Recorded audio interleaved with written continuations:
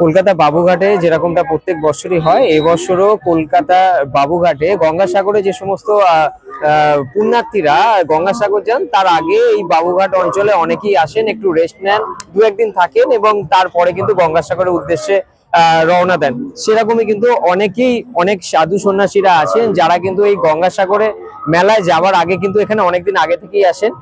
এই মুহূর্তে আমি একটু কথা বলে নিতে চাইছি। দাদা, আপনার নামটা? আমার নাম মলয়ানন্দগিরি। আমার নাম মলয়ানন্দগিরি মহারাজ। আমি এসছি জুনাগড়া, পঞ্চদাস জুনাগড়া মহন্ত। আমি এসছি দুর্গাপুর থেকে, এসছি গঙ্গাসাগরের স্নানের উদ্দেশ্যে, আবার রওনা দেবো। তারপর আছে প্রয়াগরাজ মাঘ মেলা। একটা কোয়েশ্চেন আছে, এই যে আপনাদের দেখা যায় গঙ্গাসাগরে অনেকদিন আগে থেকেই আপনারা আসেন এবং বহু মেলায় যান, আপনাদের যে সারাটা বৎসর আপনারা কিভাবে কাটান? দেখুন, সাধু তো এক জায়গায় থাকে না। সাধুর ভরসা হলো ভক্ত। ভক্তদের কোনো পাহাড়ে, কোনো জঙ্গলে, কোনো ভক্তের আশ্রমে গিয়ে থাকা হয়। এইভাবেই জীবনযাপন চলে সন্ন্যাসীদের। কেন, আমাদের তো আর বাড়ি ঘরে ঢুকতে নেই। আমরা পিণ্ড, মানে 17 পিণ্ড দান করে তবে সন্ন্যাস হয়। এটা আমাদের ভারতবর্ষের প্রচলিত জিনিস, আদি শঙ্করাচার্যের। ওই 17টা পিণ্ড দান করে তার ঘরে ঢোকা যায় না। সাধু এদিক ওদিক ঘুরে বেড়ায়, কখন কোথায় থাকে এটা বলা মুশকিল বাবা, এটা বলা যাবে না। আচ্ছা, আপনি দোলনাতে কেন আছেন? আপনাকে দেখুন, সাধু কখন কি করবে বোঝা মুশকিল। কখনো সাধু শুয়ে থাকে, বসে থাকে, কখনো ধ্যানও করে, জপ করে, কখনো বইও পড়ে, বইও পড়ছি, কখনো জপের মালা ধরে বসে আছি। আমরা পুরোটাই চাই সমাজের মঙ্গল হোক, দেশের মঙ্গল হোক। যে আপনি ছবি ভিডিও তুলছেন, আপনারও মঙ্গল হোক, আপনার পরিবারের মঙ্গল, এইটুকুনি চাই ভগবানের চরণে, চরণাশ্রিতে, এইটুকুনি। কিন্তু মেলা এসে খুবই ভালো লাগলো। হ্যাঁ, প্রত্যেক বছর আসার চেষ্টা করব। হ্যাঁ, সবাইকে হ্যাপি নিউ ইয়ার 2026, সবার মঙ্গল হোক।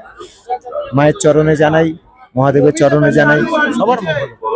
আচ্ছা, সকল মানুষই এখানে আসেন এবং আপনাদের কাছে যান। আপনারা সাধক, অনেক কিছু জানেন, মানুষদের সাহায্য করেন। আপনাদের কি এরকম কখনো মনের মধ্যে কোনো জিনিস নিয়ে দুঃখ আছে বা হয়েছে? না, দুঃখ থাকলে তো আর সাধু হওয়া যায় না। সব সাহায্য মিটিয়ে আসে, সে হয় সাধু। প্রথমে হবে ধৈর্য, ধৈর্যের পর হলো ভাব, ভাবের পর ভক্তি, ভক্তির পর সাধনা, সাধনার পর সাধু। অনেক অনেক অনেক কষ্ট। খালি জপের মালা পরে রইলাম, এত মালা গলায়, এটা সাধুর বর্ণনা নয়। সাধু হতে গেলে নিজেকে আগে সৎ হতে হবে, সাধনা করতে হবে, সর্বস্ব ত্যাগ করতে হবে। আপনি কি কি ত্যাগ করেছেন? সেটা আমি বলতে পারবো না, এটা আপনাদের বিচার। আমি তো বলতে পারলে এখন অনেক কিছু মিথ্যা কথা বলতে পারি নিজেকে প্রবচন দিয়ে, নিজেকে বড় করার জন্য। ওটা মানুষের চোখের ধারা।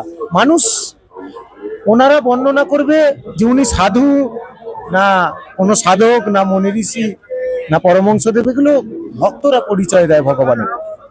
ভগবান নিজে পরিচয় দেয় না, এটা ভুল। ভক্ত পরিচয় দেয় যে সাধু কি না। যেমন আপনি ইন্টারভিউ নিচ্ছেন, হ্যাঁ, যেমন আপনি ইন্টারভিউ নিচ্ছেন, হ্যাঁ, এরকমই ব্যাপার। হ্যাঁ, এই হলো অবস্থা। আমার নাম মলয়ানন্দগিরি। ওম নমো নারায়ণ, জয় গুরু, জয় সদানন্দ। সবাই ভালো থাকুক, এইটুকুনি আমি চাই, গোটা দেশবাসী। হর হর মহাদেব।